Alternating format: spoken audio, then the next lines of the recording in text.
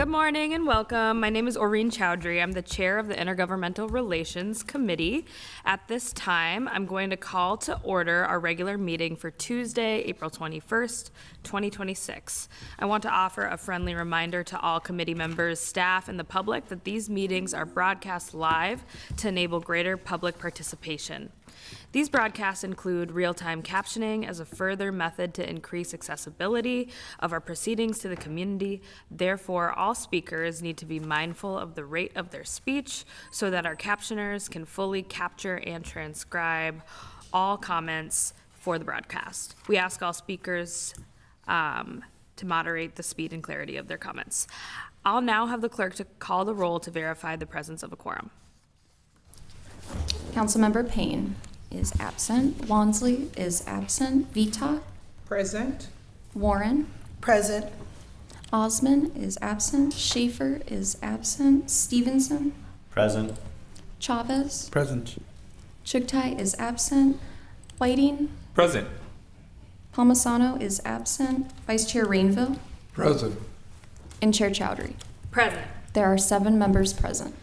Let the record reflect that we have a quorum.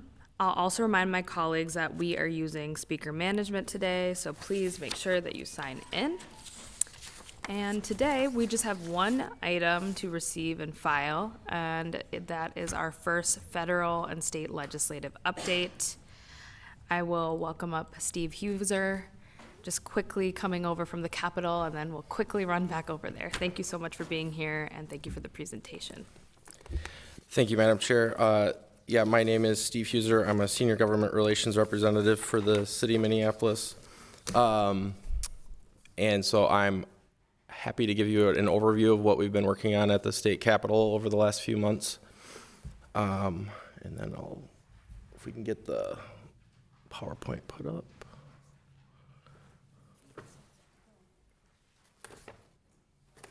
Thank you.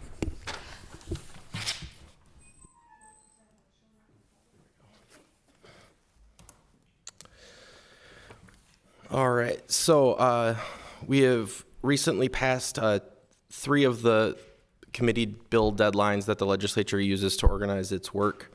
The first and second bill deadlines were March 27th, and last week was the third bill deadline, April 17th. That third deadline is the deadline for finance supplemental bills to be through their committees, or all committees that were relevant to that work.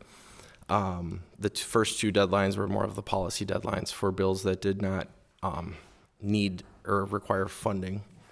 There are some omnibus bills that have been released. Most of the provisions in these omnibus bills are policy. The individual Senate committees didn't receive their own targets this session, and the finance omnibus bills are going to go to the Senate Finance Committee. And that committee will be responsible for putting together a single supplemental bill that will progress with all of the relevant omnibus bills included. The necessary conference committees we anticipate will be beginning to meet soon. Some of those will be individual bills that have moved on their own and not included in an omnibus bill. And then some, there will eventually, we anticipate, be a conference committee for the larger supplemental budget bills out of both bodies. And the regular session is scheduled to end per the Constitution on May 18th.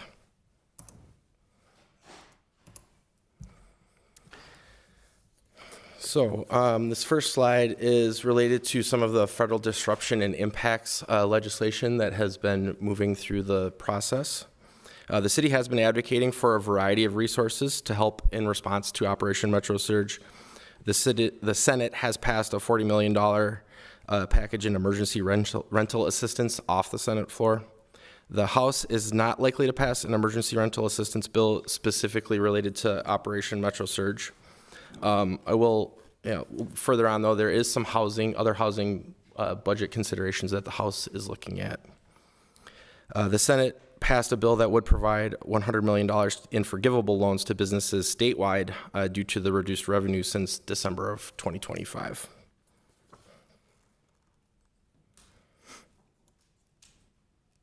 Oh, I did want to note on this slide too, we are working to, on a bill for local government assistance. This would be, the proposal that we have been advocating for is a $10 million one-time aid to city governments. And that bill is being heard probably as we speak in the Senate Tax Committee. Moving on to the capital investment bill. As you can see here, we have the 6 capital investment priorities for the city of Minneapolis. Currently, we have zeroed in on 2 projects that we think, based on urgency for the city, that, you know, as we've evaluated the situation for all the projects, as well as the legislature's knowledge of these proposals, as well as their comfortability with these projects. We've kind of zeroed in on 2 of them. The first one being our structural renewal of the 36-inch water main connecting downtown to near north in Minneapolis. That's a $12.36 million ask.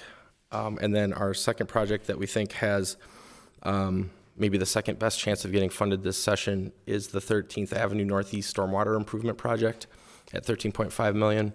I have been getting some questions from the committee chairs for both, or all of the 2 co-chairs in the House, as well as the chair in the Senate, about these projects. So if there is a bonding bill, which I think is probably the hurdle that must be cleared, you know, for projects this session, I think we are, you know, positioned to get something in these bills, but I don't know yet. They have not released the draft versions of those bills as of yet. Economic growth and property tax relief. So the first proposal that the city has been advocating for is the downtown taxing boundary expansion. This bill had a hearing last week in the Senate, and there is a hearing happening right now today in the House for the expansion of the downtown taxing boundary. We want to thank Councilmember Rainville for testifying at the legislature on behalf of the city for that proposal. The bill would add the North Loop to downtown taxing boundary for the downtown liquor and restaurant taxes. Our bill's authors are Senator Champion in the Senate and Representative Igbaje in the House. There was an amendment added to the original language related to the U.S. Bank Stadium. Currently, the city has 4 obligations related to the U.S. Bank Stadium. The first is to repay the state for the city's portion of the defeased construction bonds. That's about $6.5 million annually. For annual operating costs, about $8 million annually. The third for annual capital costs, and this is about $2 million annually. And the fourth is captures the growth from inflation and increased sales from across the city of Minneapolis, and a portion of this growth then is retained for the benefit of MSFA, or the sports facilities. And I'm not going to get that acronym right, so I'm not even going to try. Originally, the use of these funds was totally unrestricted, and in 2023, it was narrowed to be restricted to capital expenses per legislation. So the city is going to continue to honor its commitment to pay for these annual operating costs and capital contributions for U.S. Bank Stadium. And we're going to continue to repay the state for the city's portion of the defeased construction bonds. And this bill that's being considered currently is not considering any changes to that. And this bill, as amended, would eliminate the 4th obligation to the stadium on top of the city's original capital and operating obligations, which provides additional tax revenue to the MSFA. And then as a reminder, the state, through the Minnesota Sports Facilities Authority, owns U.S. Bank Stadium, just for reference.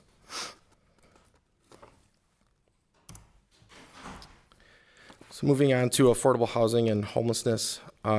So funding for house infrastructure bonds have been included in the Senate and House bills, but just at different amounts. So $50 million is allocated in the Senate version and $100 million in the House version. These bonds are issued through the Minnesota Housing Finance Agency, and they're used for new construction, acquisition, and rehabilitation of permanent rental housing. A bill that passed both bodies and was signed into law recently was supportive housing funding grant, a housing, one second. Lost my place. supportive housing funding grant bill. And the bill amends an existing supportive housing program from 2023 that will allow HUD grantees to apply. The total amount of grant funding in that bill is $9 million. Funding to increase the current biennium appropriation for the Family Homeless Prevention and Assistance Program is included in the Senate version, and then the House and the governor's budget recommendations.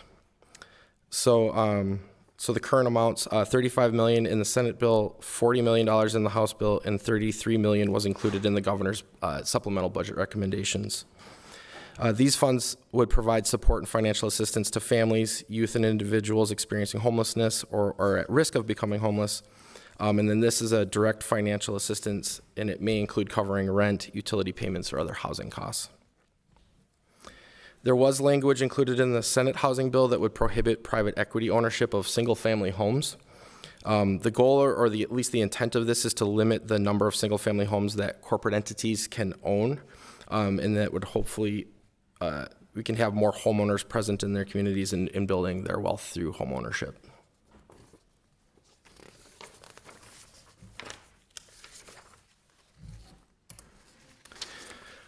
On to transportation. So there is only a Senate omnibus bill. Most of the provisions related to funding in the Senate bill are MnDOT, and the slide should read also DPS, Department of Public Safety, related to vehicle and driver services. So that's a quick way of saying some of the funding that we were able to get in last year's full budget bill related to things like traffic calming and other aids that would have helped local governments, including cities, were not included in that version of the bill, or in the Senate bill. Some of the one reallocation, so there was $4.8 million for semi-truck parking included in last year's budget bill. It does allow for some new uses of that previous funding that would allow for work with some private entities that do truck parking. MnDOT didn't, or there is an inclusion of a MnDOT provision that would identify, is directed to identify bridges with a history of suicide, and then they are directed to develop suicide reduction guidance related to those bridges. Another piece of legislation that has been moving related to transportation is a bus camera enforcement permissive bill that would allow for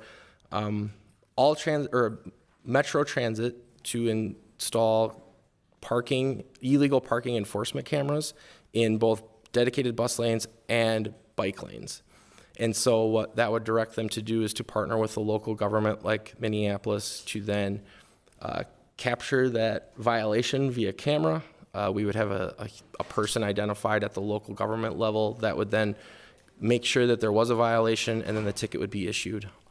We did testify in support of that legislation. We do think it does a good job of increasing the efficiency of our transit system, and so we will see if that does make it through all the way to the end, and it would possibly be involved in a omnibus bill if there is an agreement. Could also move on its own. The Senate omnibus bill also includes some utility cost relocation provisions, and so this was part of a group that met between sessions over the summer to look at ways to see how the cost participation between local governments and MnDOT projects can work better. And what this would codify is that MnDOT would then be responsible for the cost of relocating local utility infrastructure in the public right-of-way at MnDOT's cost rather than the local government's cost. The bill also includes some changes to definitions related to motorcycles and e-bicycles. So they make clarifications in the definitions to motorcycles, micromobility devices. So these are like not quite motorcycles, but more like a scooter. It limits those micromobility devices to 100 pounds and 20 miles per hour. It makes a change to the motorized bicycle definition and would allow for those vehicles or those bikes that have no pedals, and it would include those e-bikes that are at 750 and 1500 watts. And it does include a provision that would require those under 18 to wear a helmet when using an e-bicycle. The transportation bill in the Senate also does include a provision related to killed in the line of duty for public safety officers.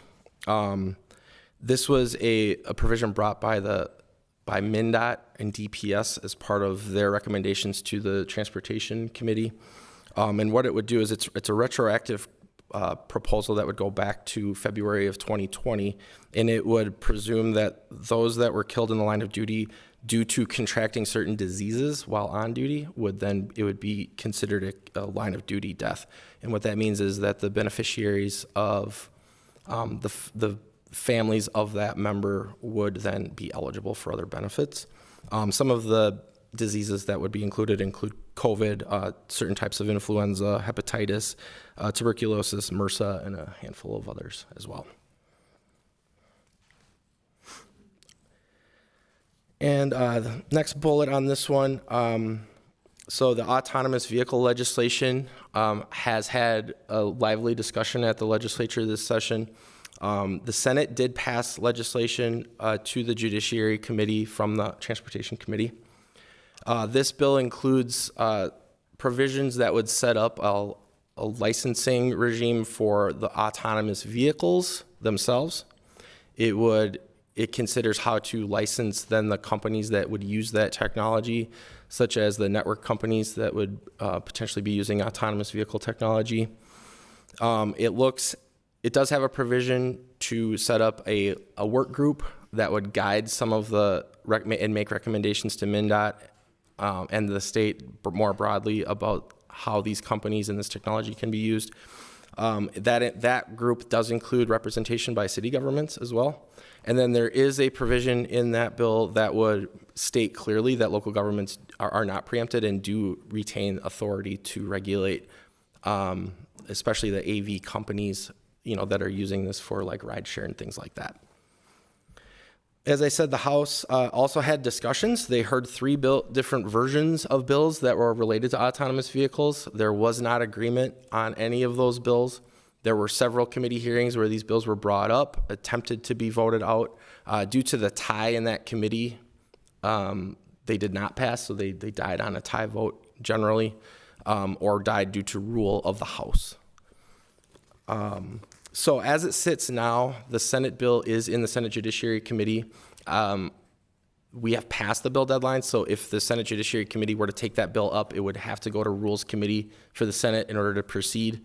And as I said, there is no bill that is moving in the House currently.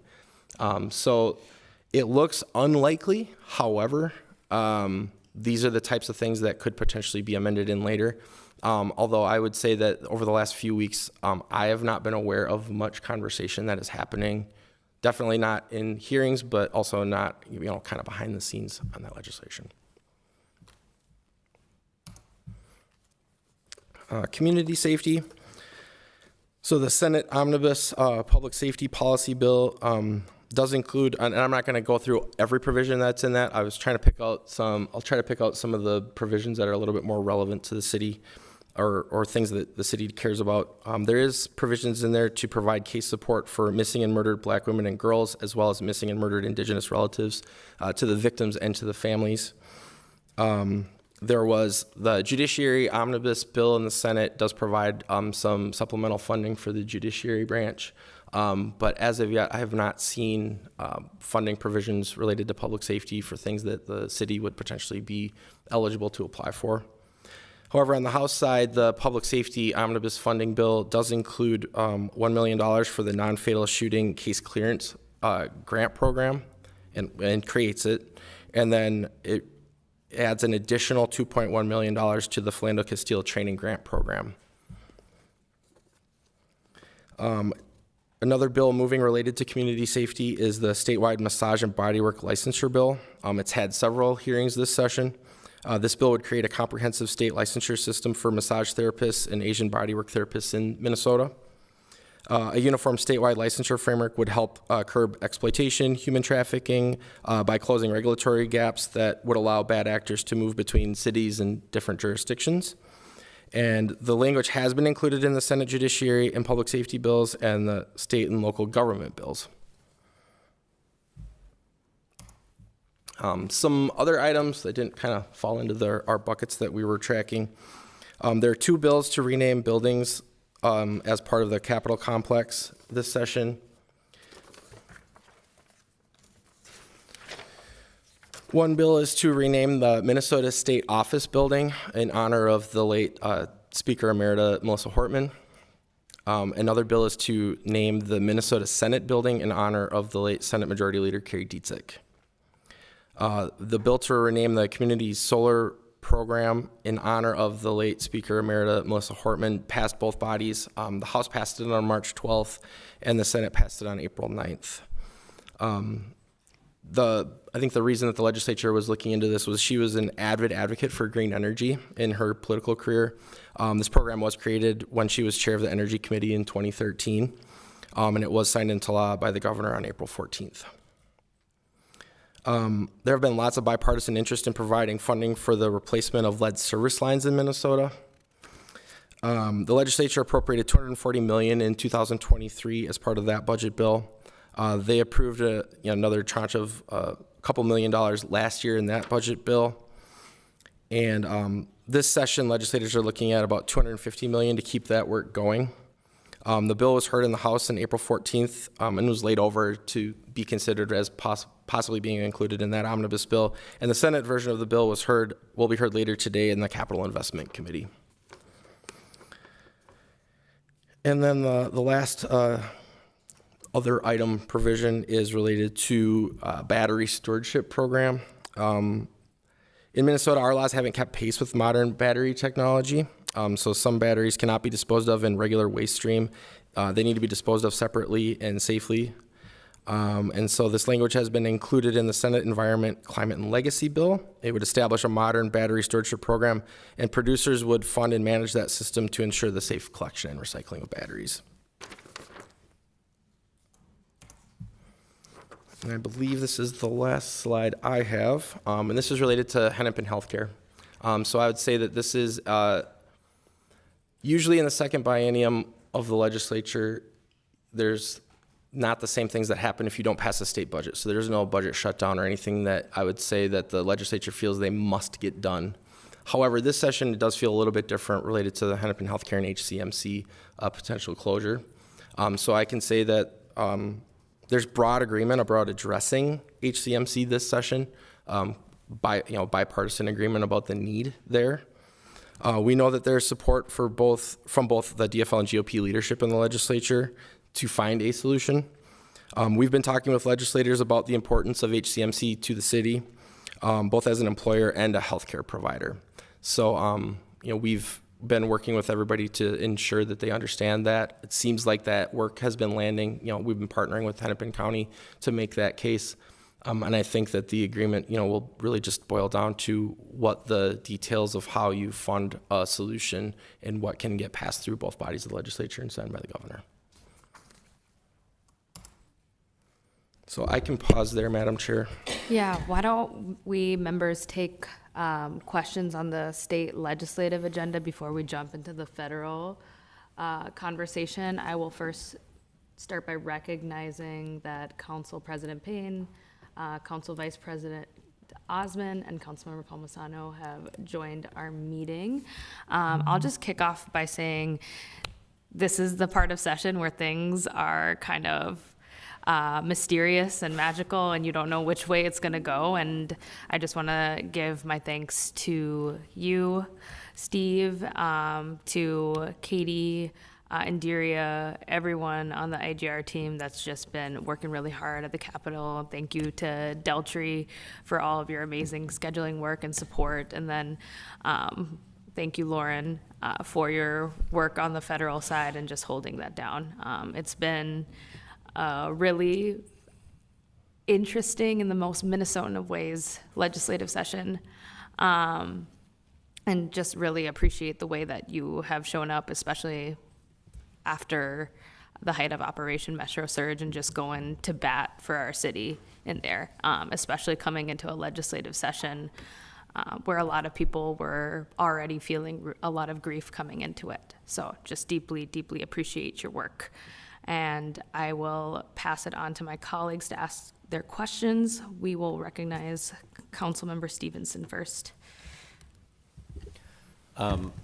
My question is, I don't know how you would be able to answer this, but do you have any sort of sense about what things or how much of the Senate omnibus bill could likely get passed? Like, in your sense, is that Senate passed an omnibus bill and the House is going to murder it, or it's going to look like that? What are we looking at? I think if I'm understanding your question, Councilmember and Madam Chair, kind of like if something passes off the Senate, because it seems like more work is being passed to the Senate at least than the House, would that probably be the agreement? I think that's probably unlikely. It would really depend on whether or not the leaders in both caucuses in the House and the leadership of the Senate DFL can kind of, when they make an agreement on like how much to spend and where to spend it on a supplemental budget bill. So if the Senate gets ahead of that, maybe the amount that they're willing to consider could be a little bit higher. If they do get to an agreement before that action can take place on the Senate floor, then maybe we're dealing with, numbers in both bodies that they've at least agreed upon as like the target amount for a broad supplemental budget bill. We don't really have a lot of clarity on like which one's the horse and which one's the cart in that scenario. And so I think it would be, it would really depend on that. If that plays out where like there's leadership budget targets ahead of Senate action, then I don't think it's going to be that bill, but at least the amount would be that amount. So the agreement then would fall within the number that they agree to in terms of how much a supplemental state budget bill would be. If that answers your question, Councilmember. Yes, thank you. Council President Payne. Thank you, Chair Chowdhury. I'm wondering if you could just expand more on HCMC. I know there's some competing funding interests, and I don't want to necessarily insert ourselves into any negotiation dynamics, but if there's anything more that you could unpack, that would be really helpful to understand. Yeah, thank you, Councilmember or Council President, for the question. I would say for the city's part, we've been more focused on how to express the urgency of not losing HCMC, the impacts, the deleterious impacts it would have to downtown especially, but just to the city in general, and also the importance of HCMC to the state. And so I think, our hope is that the legislators are hearing that this, maybe that means that the solution needs to be more of a statewide solution in terms of the funding. We haven't taken a position specifically about where that funding comes from, just that it is necessary and that a long-term solution is probably preferable to a short-term solution. And I think in this case, a short-term solution isn't really a solution. It's just getting you to when you can get a solution to that issue. There's a lot of ideas about it. So some ideas are, is it a county-wide tax? Is it a regional tax? Is it a state tax?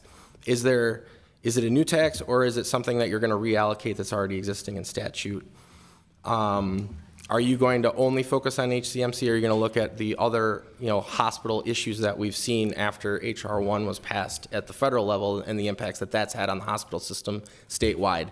And so we've heard a lot of ideas, but I think at this point it would be hard for us to say that like one's winning over the other if it was a horse race. And so that's kind of where we're at. And for our part, we've just been really trying to focus on the necessity of finding a solution. Yeah, I think that short-term, long-term framing is really helpful to understand the dynamics right now. Thank you. Thank you, Council President. I put myself in queue just for a couple quick questions. For the affordable housing and homelessness section, you were talking about the housing infrastructure bonds.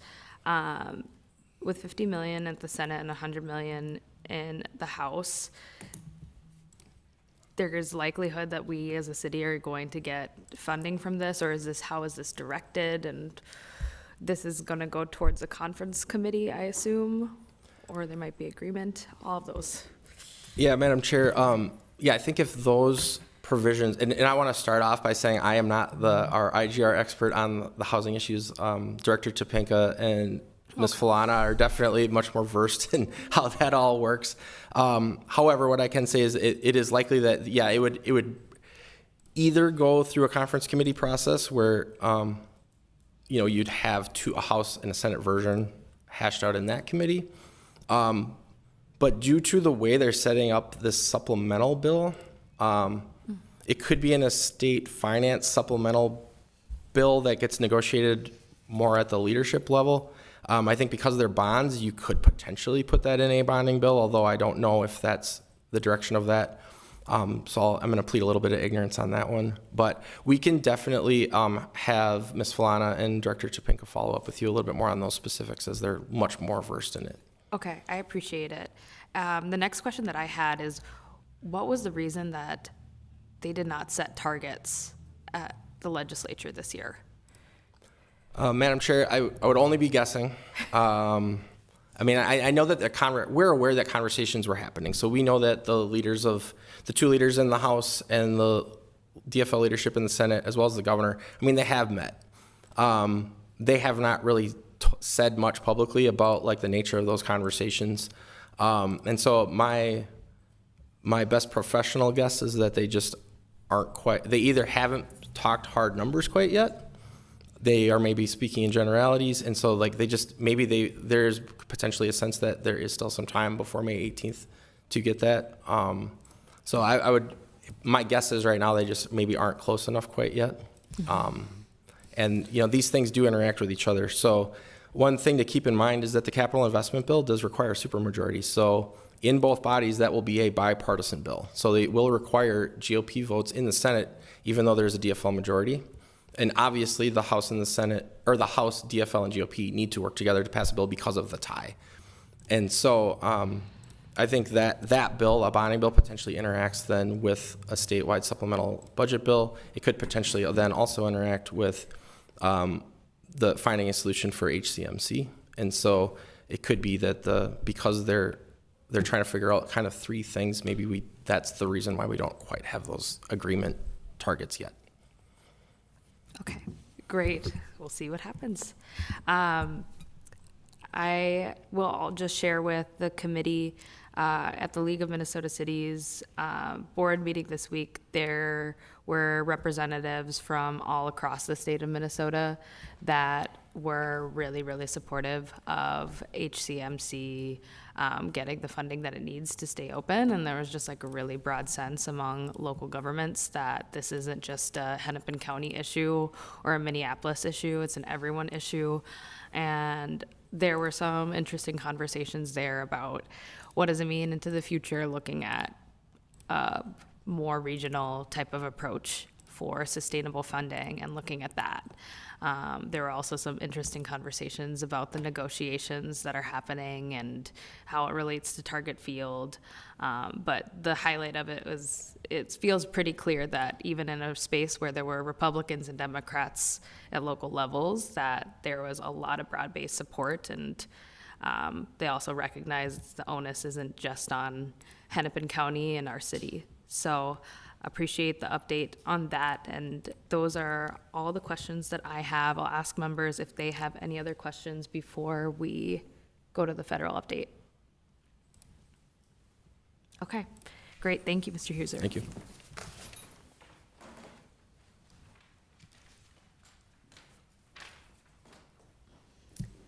Good morning, Madam Chair, council members. I'm Lauren Olson, Senior Government Relations Representative. Good to see you all. Here to give the federal update, your favorite topic. First, I just said I'd start with just some nice news. So Representative Omar visited our mobile medical unit. I just want to acknowledge that we appreciate Representative Omar and her staff support of all of our needs in public health. And we appreciate her coming out to see the mobile medical unit. That really has been an effective way to meet people where they are and deliver services directly to people. Representative Omar has a new healthcare staff, LaDon, and she has expressed a real strong interest in making sure she understands impacts to us and other communities in the 5th Congressional District. We appreciate that. One thing we highlighted is the importance of FIG, the Public Health Infrastructure Grants, which the administration has tried to withhold from the state of Minnesota and the city, and there's currently a lawsuit with a temporary restraining order. But as you know, a lot of public health funds have seen challenges in recent years, and we appreciate the advocacy and the importance of those public health funds. All right, so let's get right into the hot topic, which is that Department of Homeland Security remains the only part of the fiscal year 2026 budget that's not yet passed. Of course, the hope of Democrats was to get some reforms to ICE and Customs and Border Patrol as part of negotiating the DHS bill. There's been a partial shutdown since February 14th, but as you know, there's also been some different types of maneuvers in order to help provide some funding for people who are, TSA agent payments. And then there was, of course, a lot of money provided in one big beautiful bill last July that made it possible to withstand, to keep CBP and ICE going as well. But those have not been funded since February 14th. At this stage in the process, it looks like the avenue that is being pursued and seems likely at this point is this kind of dual track where some elements of DHS that are less controversial would be passed through the normal process through Congress. But then the more controversial provisions of ICE and CBP would go through a reconciliation bill process.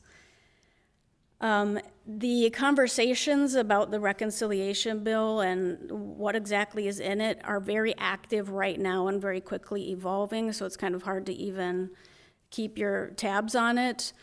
In general, Senator Thune, the majority leader, is really trying to keep the bill as focused as possible, hoping just to get it through, because there really are pretty tight margins for the Republicans in the House and the Senate to work with. So they really got to keep all of their members supportive. And there are differences. There are people, especially in the House, that do not, the Freedom Caucus, that really don't want to see the ICE and CBP stuff separated from the other bill. Reconciliation, as we've discussed here before, is a process that requires a simple majority in both chambers, does not require, it's not subject to potential filibuster, and it therefore doesn't need to overcome that 60-vote threshold in the Senate. Reconciliation is supposed to be a tool to reconcile something about the budget. It also means that they're supposed to be looking for, if they fund the ICE, let's say, with this resource, they need to look for something to cut in order to balance their spending at the end of the day. So that's going to be another concern about using this process, is that they're going to be discussing where they want to find cuts. There is discussion about potentially using this tool to fund these agencies, the more controversial agencies, for a few years, essentially getting through President Trump's term and therefore taking that issue somewhat off the table. Trying to think what else to say about this one. Yeah, so it's a very concerning process, I think, and there's, again, even though Majority Leader Thune wants it to be skinny and straightforward, there is a conversation about people want to put all kinds of stuff in there because they also think that this might be the last chance to get something through of any major substance before the midterm elections, and also before they potentially lose a majority in the House and potentially the Senate. So some people want to throw in some other stuff. So there's still some talk about SAVE Act provisions and other things like that people hope to include. So I think we'll be watching carefully. There could be a lot of conversation this week about that issue. And just at this time of year, it's always kind of confusing because we have a lot of kind of things that overlap a little bit. We were just talking about the fact that we haven't really wrapped up the fiscal year 2026 budget yet, but we're also beginning the process of really developing the 2027 budget. So I just want to kind of frame that up and be aware of that. So the 2027 fiscal year actually begins October 1st of 2026. The White House kind of kicks off that process by releasing their proposed budget. That happened on April 3rd. House Appropriations subcommittees have already been holding some hearings, and then they will be producing some bills coming out of their subcommittees. They're being asked to aim to do that before they leave for recess. So we could start to see them marking up a potential 2027 budget. We'll talk about a few things in the White House budget. We won't go into as much detail as we did last year for those who remember that. And before I dive into it too, I'll just say that last year, the White House had, of course, the biggest proposed cuts. The House kind of landed somewhere where they were a little bit closer to the White House, and then the Senate was much more moderate and much more maintained a lot of funding levels closer to where they had been the year before. And where it landed at the end of the day was that a lot of those big draconian cuts did not actually happen, especially to popular programs like CDBG, for example. That was kind of kept flat. So some of the worst, some of the most draconian things may not happen here, but I think it's important to know what the priorities of the White House are and what they would theoretically like to accomplish. So at a high level, there would be a cut in spending that is non-defense spending of 10% across the board. And then I think we all know that the president would like to increase defense spending by another $500 billion to a total of $1.5 trillion. That's a 44% increase. In general, his budget increases, military spending, border security, law enforcement, cuts green energy, environment, health. I just thought it was interesting that there's a new $13 billion related to mineral supply chains and securing them, and we'll be curious to see how that plays out exactly. And then on something that I think we could support is that there's some investment in veterans' health and some housing provisions. Now, we've got to look into the details on that, but there is some resources related to veterans. And then a lot of these will be similar to last year. So the White House would eliminate community development block grants and the home grant program. So those, of course, are very important resources to local governments across the country for economic development and housing. Would eliminate a program that is housing for people with AIDS that the city does participate in. It would reduce capital investment grants that support a lot of our transit investments, like light rail. They are eliminating a raise and build grant program, which is another great program for building infrastructure. It would cut parts of FEMA that are not directly related to like disaster programs. Reduce the clean and drinking water revolving loan funds to essentially almost nothing. I think this amounts to about a 90% reduction in those resources. And basically the White House does not believe that water infrastructure is really a responsibility, much of the federal government, essentially. Of course, I think a lot of things should go to the states and that shouldn't participate. There's a reduction in the homelessness assistance program funding, and there's reductions to TSA because there are also some expectations that certain things will be privatized and that will lead to a cost savings starting in some smaller airports. Again, it reduces IRS funding too. And then would eliminate LIHEAP, the program that allows for heating and cooling assistance for people who need it. So again, a lot of this is similar to last year, and ultimately Congress did reject some of these, and kept LIHEAP and kept CDBG and so on. Although Another challenge that we've had is that even when the money is appropriated by Congress, though, we've still run into different obstacles trying to, and how the programs get administered and actually receiving and using the funds, which is a different problem. But yeah, some of these, at the end of the day, hopefully many of these will not look this way in the final budget. Just note that there's money in the budget this year also for some congressionally directed spending or earmarks by Congress. We identified 8 projects at the city that we thought could fit the narrow qualifications of an earmark and could actually get to the finish line in the earmarks process. The more that we've gone through the earmarks process, the more we realized that the type of projects that might work are getting narrower and narrower because there's just a lot of nuance in terms of a qualifying account, and the fact that we don't know if we're going to get the money for a year or a year and a half, and it's very erratic, and a lot of projects have difficulty working with all of that. And then we've also had an issue where awards get cut into very small amounts, which is also becomes another untenable challenge. So we have to find earmarks, potential earmark projects that are very nuanced. We provided those to our members of Congress. Right now, our senators are reviewing those 8 projects to see which ones they feel are appropriate and that they want to advance to a next step.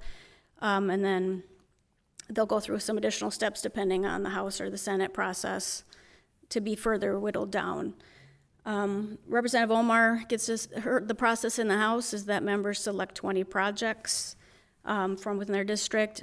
She did select one of ours, which was our pedestrian access and safety request to make sure that we can have an ADA accessible city and make sure that all those pedestrian ramps that we continue on our work to upgrade those ramps.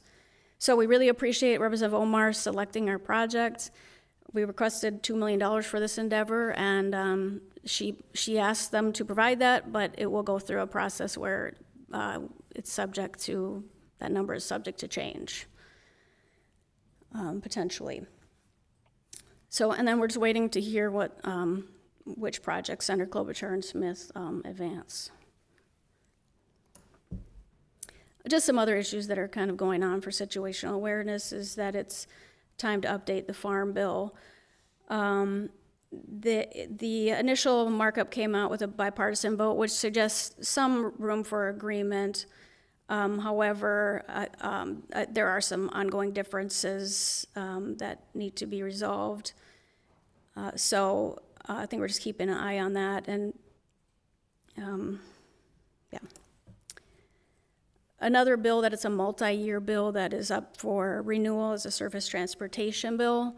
The last time that we did the surface transportation bill was a different administration. It was a very climate forward type of bill. We expect a draft from the House Transportation and Infrastructure Committee coming up pretty soon here.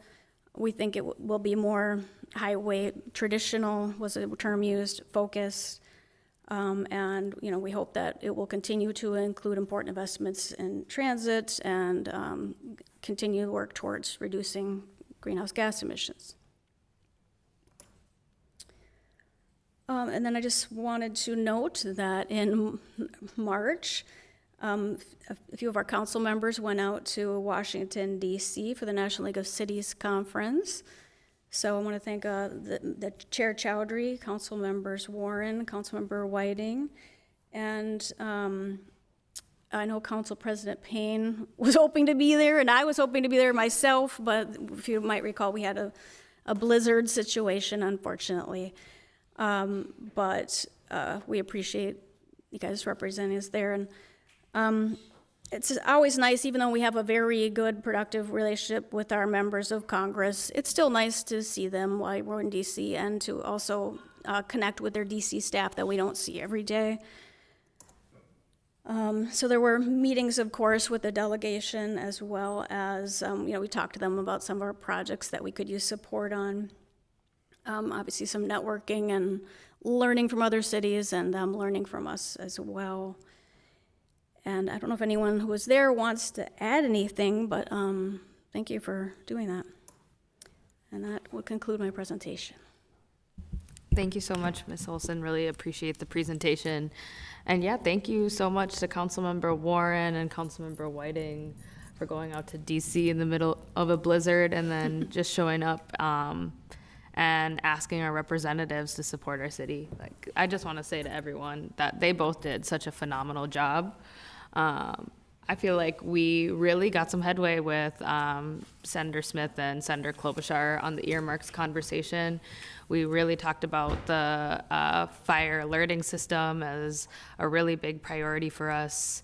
Council President Payne, we brought you there in spirit. We were like, we are really worried about the ban on hemp-based THC beverages, and the first ward would be completely devastated, and they all were really paying attention to that and said that I think in the skinny farm bill, Right. it would resolve for that problem. So yeah, it was a really good trip. It was a smaller group of us, and then we hope next year we can have a larger group and no blizzard. I'll ask if members have any questions or if anyone wanted to make any comments or anything. Okay, great. I will actually ask Steve to come back up. He wanted to give us one more update before we adjourn. Thank you, Madam Chair. Yeah, I did want to, there was something missing from my presentation. I wanted to make sure I gave you an update on the gun control legislation that is being considered in the legislature. I think part of my oversight was that time gets distorted when you're working at the legislature, and that's the discussions that were really happening at the legislature happened earlier in session, and feels like a long time ago for me, and maybe not as long ago for the rest of the world. But some of the legislation that did get discussion in both the House and the Senate were related to assault weapons bans, magazine size restrictions, local preemption legislation. So those were the bills. There were two bills. One would allow for cities to have local gun control ordinances, you know, kind of a wide array of options that local governments would have been allowed to and have authority to implement, should they so choose, as well as allowing cities to ban guns from city property, which is currently not allowed under state law. There was legislation related to ghost guns. So those are guns that are made piece by piece with parts that do not have a serial number, as well as 3D printed guns. And the issue with those guns is that they are very hard to track. Chief O'Hara came to testify in support of that legislation, and just to express the urgency of how difficult it is when those guns are used in crimes to actually solve those crimes.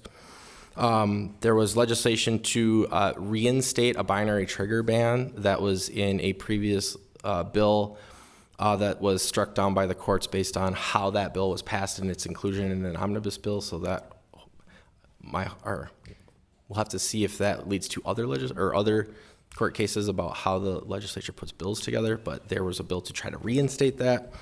There has been discussion about school safety aid, so legislation that would provide aid to schools to make those schools safer, harder for those that would want to commit gun violence at schools to be able to carry that out.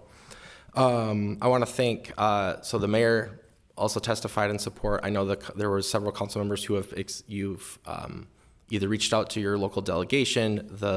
We have great Minneapolis authors with Representative Emma Greenman and State Senator Zainab Mohammed. I hope I'm not missing any other Minneapolis delegation members that were carrying gun legislation this year. But off the top of my head, they're passionate advocates. I know you all, this is important to you all as well, and to the city in general. And so, yeah, what I would say is that the legislation right now, all of these bills they could not find agreement in the House due to the tie in committees generally. The Senate also has not passed anything to the floor I don't want to say that off the top of my head, but they have had those hearings. They have taken some votes.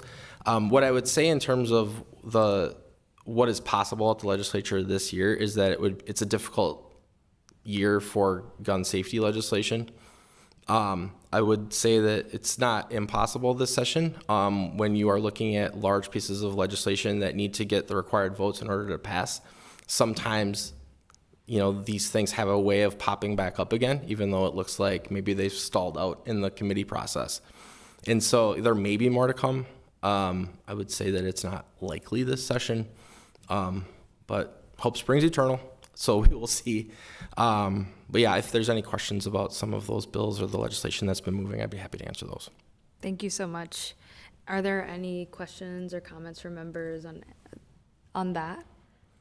Okay, great. I will just note for members, we will be taking up our local level firearms regulations that include assault weapons ban, binary triggers, ghost guns, a number of other provisions here at our council on May 5th. That's authored by myself, Councilmember Whiting, Councilmember Palmisano, and Councilmember Chavez. And we've been moving along on that work, and we're hoping to keep up the drumbeat of unity on common sense gun control and safety for our kids and families impacted by gun violence. So really appreciate the update, and we'll look forward to more. With that, members, we finished this meeting in 59 minutes, which we should be pretty proud of. Without objection, well, first we'll ask the clerk to receive and file that, and then without objection, we are adjourned.